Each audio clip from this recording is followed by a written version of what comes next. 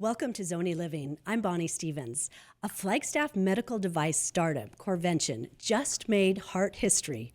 Surgeons in Vancouver, British Columbia, successfully used Corvention's new innovation, what's being called the world's strongest medical balloon, in its first human case to mend a broken heart. Joining me in the studio today are Corvention CEO Michael Franklin and Popa Medical founder Dan Kasprzak. So great to have you guys in the studio with me today. Appreciate you having us. This is the most exciting news. I couldn't believe it. When I got word of this, which was a simple text from somebody else, I reached out to you, Michael, immediately, and you responded about what happened. Tell us what happened on January 7th, 2026. Sure, absolutely. So with Corvention, obviously, we're developing with our partners over at Popa the Cardia PSI ultra high pressure or high pressure balloon catheter. We had an opportunity with the Canadian Special Access Program to treat a patient who otherwise might not have been treated successfully. Obviously, it's part of the TAVR procedure, which is the minimally invasive approach for replacing open heart surgery. So instead of having to have the chest cavity opened up and a new valve actually sewn in, they're able to just, through a small hole, go in through the arteries and thread a catheter up with a valve stented onto it and expand it. But this particular patient had previously had an open heart surgery, and the doctors were concerned that when they expanded the new transcatheter valve inside, that it wasn't going to fully deploy and function properly. So they wanted to use our balloon, which is a BAV, so it's intended to be a standalone device that's a little different application. They wanted to try and expand it all the way open and basically break open the previous surgical valve, which was a unique application for it. And they were able to successfully do that, which was excellent. And then, this patient was a little unique in that they were, he was a 78-year-old patient, but otherwise extremely fit. And he was a fitness instructor, actually. And he was out within 4 hours from the hospital, and supposedly, I heard he was actually playing tennis and running again that weekend, which is fantastic. That is just unbelievable, and that's what made me reach out to you immediately. I mean, days later, so this man is critically ill with a heart problem, and then within hours he's fixed. And I think you described it to me like switching a light. Mm-hmm. The TAVR procedure is pretty remarkable. In the past, when you have open heart surgery, it can take maybe 6 months to fully recover from that, and it's a long, slow road. But TAVR was approved in the U.S. in 2012, and since then it's just become the gold standard of care for aortic valve replacement. And the recovery time is days as opposed to 6 months or longer, which is great. Okay, so while we're talking about this, let's talk about heart surgery and what it used to be not that long ago, and what heart surgery can be today. Sure. Dan, you want to take that? Sure. No, we've seen some amazing changes. I mean, in the last 40 years. But heart surgery today is primarily a minimally invasive therapy. So interventional cardiologists will treat all types of vascular disease with minimally invasive approaches, which will allow that patient to get back to work, get back to their family much quicker. So things like stents, heart valves, drug delivery, ablation procedures, it's all being done through a small incision in the groin, and you're able to have that treatment that day, and many times you're back home that night. So I mean, that's what's happened now versus the open surgical, open chest procedures, which still occur. They haven't been eliminated, and cardiac surgeons around the world would probably want to fight for their patients, which in many cases they have better long-term results in certain clinical indications. But the majority of procedures in 2026 are minimally invasive, and I think as we get 10 years out, I think it's robotics, minimally invasive therapies. There's just an amazing amount of technology that we see at Popa that will probably hit the market in the next 7 to 10 years that really will change patient care and make that patient, allow that patient to be back on their feet much quicker. I think this is an amazing time to be alive and have all these capabilities and this technology happening so quickly. So minimally invasive. So this goes up through an incision in your thigh, right? Yep. Threaded up to the aorta, Yep. and then put into place. And the doctors are watching a screen, kind of trying to feed it through, right? Exactly. Okay, so the Cardia PSI balloon catheter, that when you talked about it briefly, but I want to really get into the nitty gritty of it. This thing expands at high pressure. Is that right? Correct. So it's BAV. It's balloon aortic valvuloplasty. So it's a standalone procedure, and BAVs get used quite a bit in TAVR procedures. PAVs, remind me what that is. It's balloon aortic valvuloplasty. Okay, thank you. and TAVR is the transcatheter aortic valve replacement. So before TAVR was approved, BAV was a standalone procedure, and it still is, where an interventional cardiologist will go in and essentially take a diseased native valve and expand it, and that can be palliative care. It can be a short-term holdover until they can be scheduled for valve replacement.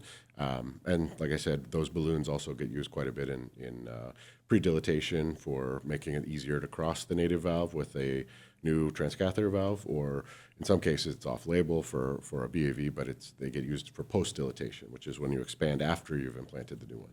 So that's what that Canadian special access case was a post-dilatation in a TAVR case. And so the ability to expand, it can make up for physical abnormalities or disease, plaque buildup, I guess, for lack of a better word. Absolutely, yes. So it fits more snugly. Is that how that works? Correct. Yeah, the native valve, the leaflets can get very calcified and stenotic, and what happens is, they're supposed to be very flexible and open and close freely. As people's disease state gets, more advanced, it neither opens nor closes as well. So the patient in Vancouver was actually suffering from what's classified as severe aortic stenosis, which means the valve doesn't open enough for forward blood flow, but it also doesn't close all the way, so blood flows backwards. So it's rare when you see that combination of both, and it's a pretty severe situation for that It patient. sounds really bad. So if the blood is flowing backwards, the oxygen is not getting to the organs. Exactly. So that can lead to organ failure pretty quickly. Essentially what happens, when your body's not getting oxygen, everything kind of starts to shut down, and like I'd mentioned before, it is like flipping a light switch. When your heart starts working properly, and it hasn't been for a while, everything just kind of comes back, and it's an amazing thing to watch. Well, I loved, Michael, that you told me that this patient said to his doctor that he did not have time to go through open heart surgery and the recovery process for the next, 6 months or something. Sure. And that made him a candidate. It was a fantastic candidate, and we were very happy to be participants in that, and he had a great result. I like his attitude. I don't have time for this. Yeah. So Dan and Michael, you two have known each other for some time. Can you explain how you were in the same medical device space for us? Sure. I think we probably met on the Corvention project while you were in Orange County. We were interested in early investment in the company, personally. We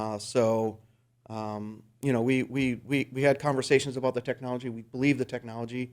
Popa Medical is a balloon company. I mean, there was a lot of synergy. So we laid out a plan for bringing Corvention to Arizona. So getting them up to Flagstaff, which is really where we've got massive capabilities with respect to balloon development across many clinical applications. But it happened really quickly. I mean, I think I thought there was a slim chance. Like Orange County, you've got all this capability. There's resources. There's it's there, right? That's the heart of TAVR and valve disease. So the idea of developing a custom high pressure balloon for TAVR procedures and then convincing them to move to Flagstaff. I mean, it felt like a long shot. And I think once Michael saw the facilities, both at Moonshot and Popa, it made a whole lot of sense for us to be within miles of each other versus a flight of each other. And it's really, back to the procedure that was done earlier this year. I mean, it has really helped move things along quickly in order to get this patient treated. So I didn't think it was going to happen. I mean, I thought we'd find a great partnership and we'd help develop this cool technology, but Sure. I didn't think we'd be able to get our hands around it to the point where we could bring it to Flagstaff and start this, this nice little startup medical device community, which, it's been going for 60 years. W.L. Gore planted a flag in Flagstaff 60 years ago, and I mean, that's really what big way. launched Yes. Flagstaff to the point of thousands of associates that call Flagstaff home and develop very similar life-saving technologies for diseases throughout the body that utilize Gore-Tex as their core technology. So I always thought, as I started companies in Flagstaff, that we could create, kind of a beachhead for other startups that want to come and use Flagstaff in Arizona. And then, once these businesses start to scale and become sizable, it's much easier to recruit a Michael Franklin or a startup in San Jose or a startup in Minneapolis to come and look at Flagstaff as a potential landing spot for their businesses and their speed is key. I mean, and being part of a small little network, we can really manage the speed of development and then follow all the requirements we need from a regulatory standpoint to get these devices approved. So, it was a chance meeting. I mean, really, it was a chance meeting, and we'd both worked hand in hand. Michael was a customer of Machine Solutions when we started Machine Solutions, and Competitor before that. doing balloon and equipment automation. So, and actually the company that we met at is now also in Flagstaff because we convinced. Now who's that? It's a company called Beyond Medical. Oh, okay. They were in Rancho Santa Margarita. Similar situation. They were outgrowing their capabilities. They couldn't keep up with a few of our projects. We found a way for us to reach common ground and convince them to close their facility in Orange County and move it to Flagstaff. So I mean, we've got some really good momentum, and I think it's not stopping anytime soon. I mean, It takes a real visionary to see what could be. And I always feel like when I'm talking about Flagstaff that people don't believe me because I talk about these incredible things in all different fields. And this history-making heart device is one of the amazing projects, just one that's going on in Flagstaff. And it's so great. So you convinced Michael that he needed to be in Flagstaff. And Moonshot. I think that's how it happened. Is that how that went down? Well, I definitely wanted to be close to the product manufacturing, Yeah. and obviously there's a handover when you have a process that you've designed and developed and brought to a certain point. You don't want it to fall off when it's changing hands, and sometimes there's a little bit of a lag before you get back to where you were and then beyond. So obviously, moving to Flagstaff was something that was very beneficial. And I had talked to Dan, hey, do you have an office I can use when I'm here in town? And he said, why don't you look at Moonshot? Why don't you check that out? And he gave me my first tour of the Moonshot facility and walked around and said, okay, I'll put in an application and we'll see how it goes. We'll get some offices here. I talk about Moonshot quite a bit, and it is an entrepreneurial incubator that helps startups find what they needed, whatever those resources are. It might be marketing support, it might be lab support, as it is in this case, and other things. It might be space or help in scaling the product and the business. I'm sure it surprises people to know that so much is going on in this small mountain town of Flagstaff, Arizona, and it's so impressive. So you also told me that the cooperation among the different medical device businesses in Flagstaff, it's not so much competitive as it is cooperative. To a degree, I think I didn't appreciate it first. I think there are a lot of medical device companies in Orange County, and obviously a lot of really great people and great companies, but it's not collaborative in the sense that there's a sense of community. Especially with Moonshot and all the medical device companies that are in Flagstaff, there's just a closeness you wouldn't expect to find. And I mentioned we were actually looking for Contrast, which is a media that's necessary to inflate the balloons and test the inflation and deflation times. And we couldn't find it. It was impossible for us to get. And we hit the panic button, reached out to every medical device company, in Flagstaff. And on the same day that I asked for it, I received what we needed from every single company in the town. Now that's amazing. Totally unexpected and humbling, honestly. Well, it sounds like a very difficult product to acquire, a material. Yep. And how generous of all these folks. Yeah. I think in other situations we would have been, look at these guys. They can't even get their own materials, But it was Not in the Flagstaff. opposite. That No. is so wonderful to hear. Now, describe how you two work together on this project. And if you have projects going on in the future, we'd love to hear a hint about that as well. Sure. So Popa Medical is contracted to support Corvention, design through manufacturing through commercial. So we're tackling all the device design, manufacturing, supporting regulatory affairs, and really helping get this product through approvals and on the market. So Wonderful. And we support, we support roughly 125 projects like this a year. So I can't convince all of them to move to Flagstaff because there wouldn't be space for them. But that's just another topic. But I think, so we're doing everything we can to support the business. On the personal side, we've made personal investment in Corvention because we believe in the technology. We believe we're going to deliver life-saving technologies. We believe the technology will change the way patients are treated as valves start to, as the patients age and the valves are now starting to become less functional hemodynamically. A new valve can be inserted into a malfunctioning surgical or malfunctioning TAVR valve, which is really what we can help support with Corvention. So it's been fantastic, and it's the pace and the speed that young engineers, they love to have their hands on something that they can see and shepherd through the process, and then hear about a successful human trial or hear about a successful commercial launch. I mean that's so powerful in the early stages of anyone's career, whether it's engineering, clinical, or whatever, because that sets the foundation for the rest. That also sets the foundation for why in 50 years, I believe Flagstaff will be much more similar to Minneapolis than it is today, which is Medical Alley, which is hundreds of medical device companies. So we probably won't be around to see it, but we'll hopefully Lay the groundwork. hopefully have been there to lay the groundwork and really help. But it's really the 20-somethings of today that are helping Corvention and Popa push forward with these technologies. That there's a handful of them that will have that spirit in the back of their mind that says, you know what, I can do this, right?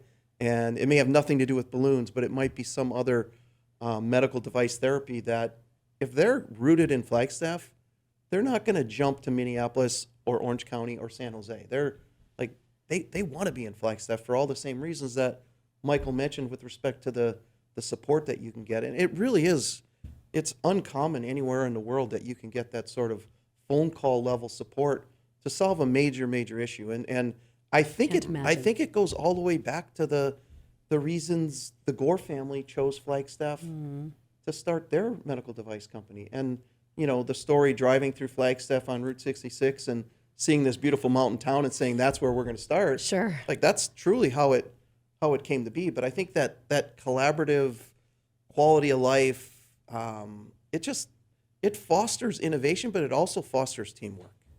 I mean, that's really the message. There's teamwork that, everybody has their intellectual property and their inventions, and everybody wants to fight for market share, but I don't know, it just feels like we're able to still be competitive, and by no means are we rolling over, but we can help each other out. And I think ultimately that helps not just the success of these companies like Corvention and Popa and Machine Solutions, but it really helps the community as we think about Flagstaff more as a medical device center versus a summer destination.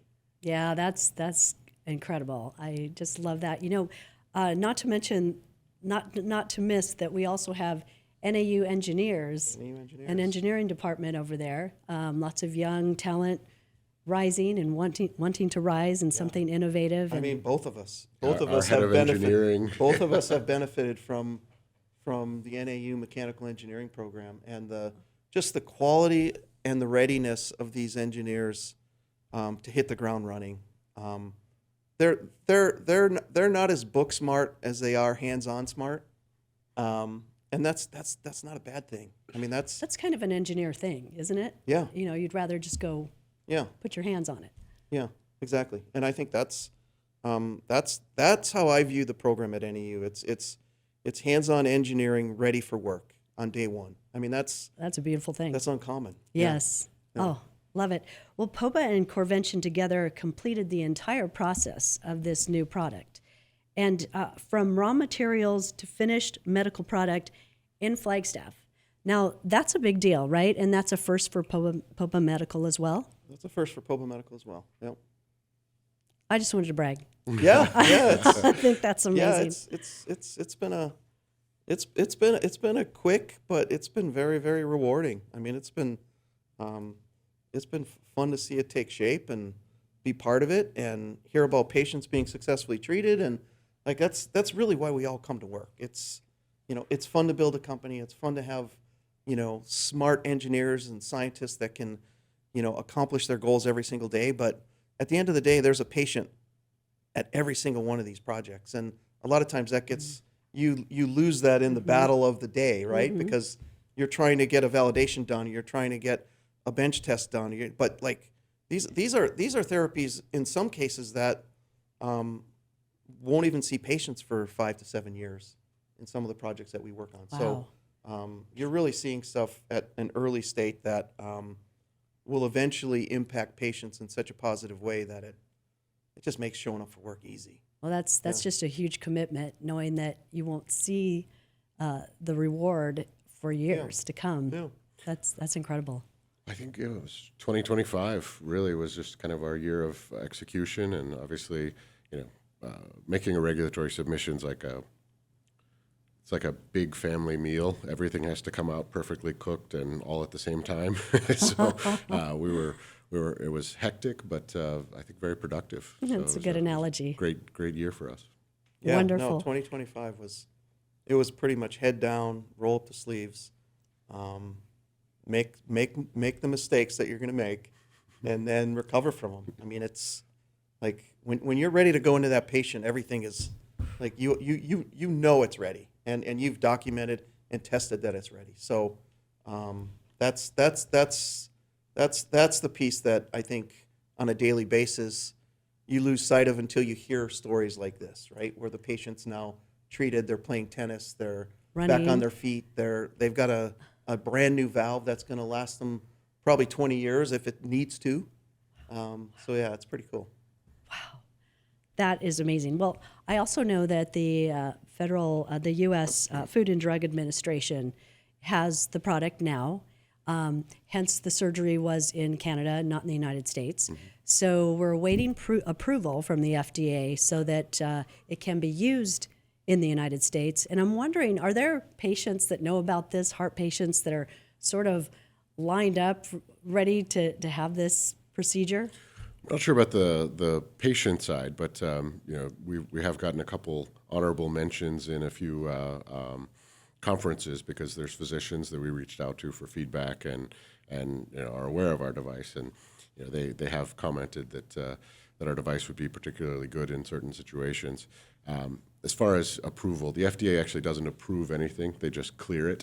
Okay. Just obviously, can't speculate on the process, but we made our submission at the end of the year, so it's pretty exciting. There's a lot of things that go into that testing and a great deal of man hours and work, but obviously that's in the past. So hopefully, in the future we'll be able to treat more patients. Fantastic. Yeah, and there's an amazing group of interventional cardiologists and local physicians that are hearing about this technology and are at a point where they see the value with their patients. And I mean, not only is Flagstaff becoming a medical device hub, but I mean there's world-class physicians that are leaving Rochester and other parts of the U.S. and coming to Phoenix. And so there's this massive level of capability within many of these emerging therapies that obviously Arizona is a great destination if you spent your 15 formative years in Rochester, which is like Mayo Clinic Rochester. That's the breeding ground for learning and patient care. But at some point, everybody in their careers look for what's next. And I'm seeing a lot of people that say what's next is Banner, other places where Phoenix becomes this hotbed of medical care and medical technology. And it's never been that. It tries to profess that, but it's never been that. And without a local medical school, which is changing, I think all those things are going to work really, really positively for the Valley to absolutely explode as it relates to things other than just snowbirds landing here for 3 or 4 months. There's going to be ridiculously capable physicians and interventional cardiologists that can do things that nobody else in the world can do. You're just making a journalist hungry for more stories. Well, Just gotta tell you that. There's There's plenty quite a more few. coming. Oh, it's beautiful. I love it. Now I have to know, how nerve-wracking was it for you while this do we call this a test surgery or an experiential Special access, yeah. special access surgery? Were you just standing by your phone, or maybe you were in Vancouver when this was going on? I was lucky enough to be there and scrubbed in for the procedure. So which you were was, there in the operating room. Okay. Yeah, I prepared the device and handed it to the doctor, and obviously there's some always some anxiety whenever you are using something for I the can first only time. imagine, but yes. we were pretty confident. We had done all the bench tests and all the simulated use, and obviously we know our device, so it was we're fairly confident. But there's always that little bit of anxiety. Well, any surgery. Sure, of Yeah. course. I wish we would have thought ahead and put a heart rate monitor on you, because I think like it's absolutely nerve-wracking no matter how many times you've tested it I can't imagine. in a preclinical or on a bench. You just want to make sure that everything goes well for the patient. Absolutely. That's the key. You don't want anything to go wrong. It feels to me like launching a rocket into space. You've tested everything 1,000 times, it's a but good nothing's analogy. ever 100%. Absolutely. Unbelievable. Well, looking at the bigger picture, more than 100 million people worldwide are estimated to have some form of heart valve disease. So in the United States alone, about 200,000 patients a year need medical attention for this kind of condition. And this, I understand, is a multi-billion-dollar global market. But more importantly, as we've discussed, you all are improving and extending and saving millions of lives. How satisfying is this for you personally? I mean, it just has to be off the charts, going home knowing what you're doing. Absolutely. No, I started at a small OEM manufacturer making components for devices, and got a lot of great experience there and some skills that were obviously transformative to my career. But the first time I went in and actually saw a procedure was, I want to say it was 2008, and that was the very early days of the partner trial that Edwards Life Sciences was doing, and I was there for 14 years.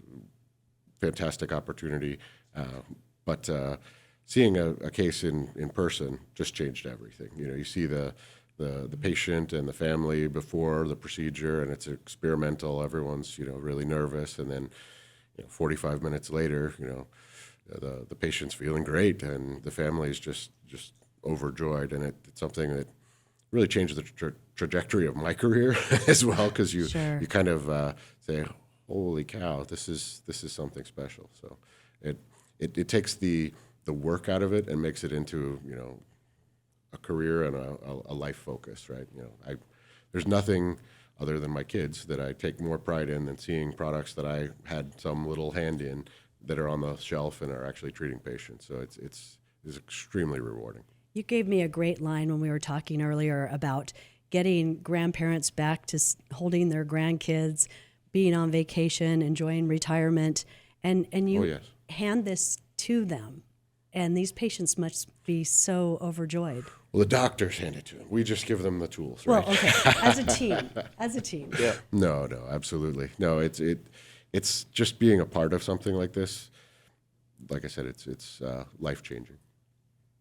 Yeah, and for me, I discovered bioengineering as a teenager, and I was interested in Interesting. the marriage of engineering and medicine, and that's what brought me to ASU bioengineering in the early '80s. So that was my start. But I mean, I grew up in Wisconsin, and I left Milwaukee as quickly as I could when I saw some of the brochures of palm trees and sunshine in Tempe, Arizona. But then also this idea of marrying medicine and engineering into this new emerging discipline, which I never really knew what it was or what it meant. But getting into a bioengineering program and starting to learn different elements of it is really what laid the foundation from an education standpoint. And then that kind of allowed me to go out and see where else you can apply engineering and medicine. In early '80s, there were not a lot of jobs in Phoenix for somebody with a bioengineering degree. So my career spanned